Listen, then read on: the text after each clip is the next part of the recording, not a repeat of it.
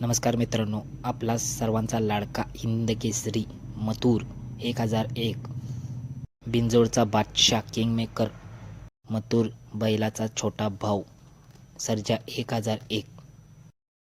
मित्रांनो, आज सर्जा बैलाची बिंजोड झालेली आहे.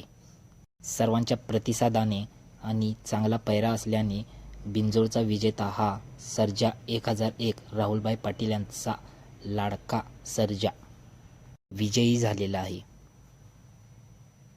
मित्रांनो, या सर्जाने एकही बिंजोड हार पटकावली नाही. सर्व बिंजोड हे ज्या विजयी आहेत.